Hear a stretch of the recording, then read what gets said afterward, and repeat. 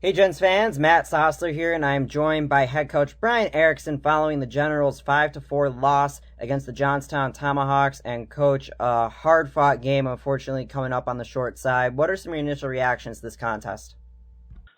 Um, Initial reactions are, we got to stay out of the box, which is, getting tired of saying that.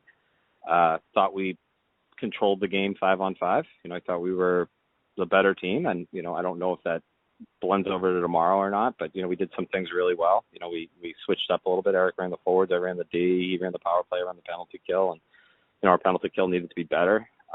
First two goals we didn't mind from a situational play. The third one, was kind of a missed assignment, and then we battled back and we had a nice power play goal, and then Ryan Gordon had a nice goal to take the lead, and or did a good job there, and then we, unfortunately, gave up that game winner, and we did everything we could to try to tie it up. We pulled the goalie. We did a really good job with 6-on-5, and thought we got a lot of good chances, but we didn't get any of the bounces, and I've told you before, but we create our own bounces, create our own luck, and I didn't think we worked hard enough, consistently enough to generate enough bounces that would go our way. I thought we worked harder than we have recently, but we still have another gear to hit, and hopefully we hit it tomorrow.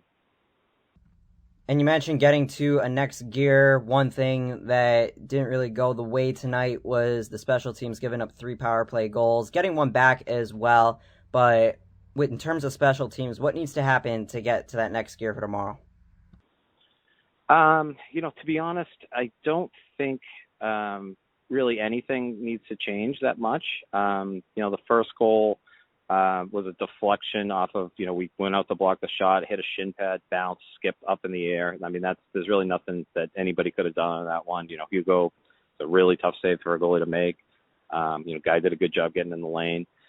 Thought, Hugo had a chance to see it, which is really all you want. The second goal was a soft one to give up by Hugo, which, we don't say too often, but, thought he shouldn't have given that up. We gave a shot from below the face-off dot, about that fit distance away, and to beat him short side about a foot off the ice, which, for Hugo, he doesn't usually give that up. And then the third one, was just an execution, and, we talked to the guys that did it, and I think we'll have that part fixed. And the power play, I thought didn't come up big in the beginning, and we then, as they started to settle down, we had a big power play that Tyler Cooper nullified by making a bonehead play, and a play that can't happen. Maybe if you're in 03 or 04, you kind of understand, but you can't take a penalty on the face-off when you're about to get a man up for and have a chance to alter the game.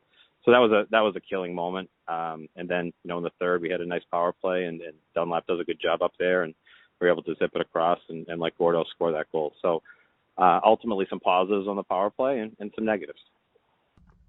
And before we look forward into tomorrow, you mentioned with the NA3 team the idea of balanced scoring tonight. From the NA team, you have 4 goals, all from different guys. How do you plan on riding this offensive wave into the future? Yeah, I mean, I think the way that, we score goals is always going to be a committee approach. I don't think we have one guy that takes over the game, and nor should you. But I think that when we're forechecking well and we're grinding their D down, we create turnovers and create loose pucks in front of the net, and that's where you see different guys scoring. And I think we need to do that a little bit more consistently. I thought, guys in 2-on-2s and, 2-on kind of 3s, we should have dumped the puck instead of try to skate it in and make a play and get back to our forecheck, which was working really well. And I think that's something that we'll adjust to tomorrow, is make sure that we're getting pucks in deep right away, and that leads to turnovers and that leads to goals. That's when we're at our best.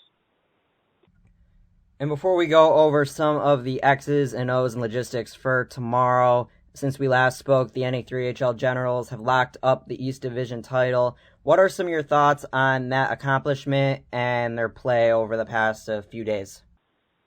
Yeah, I thought it was, obviously Darryl Locke does a great job, and every year he seems to get better and he makes the kids better. And, obviously we had Carson Asper commit. We've got a couple other guys on the verge of committing. He's done a great job with that team, and clinching the division is, it's always the goal, the first goal. Your first goal is to clinch the division. Your second goal is to come out of the divisional playoffs. And then the third goal is to get into the Fraser Cup and win it, right? So We're one step out of, 3-step process that we kind of target every year at the beginning. But it's fun to watch. It was fun to see them, a team that they haven't had a lot of success against lately because they didn't work hard. They did something similar to what we've been doing, is they took the foot off the gas for some minutes and they lost to Danbury a couple times.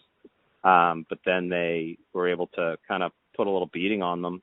Last week I was lucky enough to be on the bench, and it was good to see. And I know they're playing Long Beach right now. They just scored to make it 3-0, and it's a team that has a lot of grit and a lot of determination, and I wish some of that would rub off on our guys. But ultimately, very proud of that NA3 team, very proud of what they're doing, and they got the East Division top prospects Sunday and Monday, and we had 9 guys selected to that, and probably could have had 11 or 12, but real proud of those boys, and looking forward to watching them keep winning and keep grinding. Yeah, definitely something that you like to see. And now flipping it back to the NAHL squad, what needs to happen to flip the script from tonight heading into tomorrow? Yeah, I think we honestly just have to play the same game, limit our mistakes, and just get a little bit more on the forecheck. I thought we played pretty well, and if we can get that same consistent effort for 60 minutes tomorrow, we'll have a lot of success.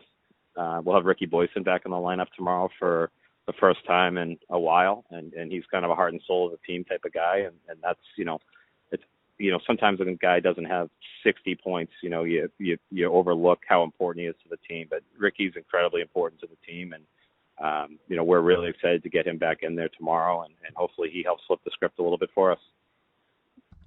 Awesome, Coach. Thank you so much, and good luck tomorrow.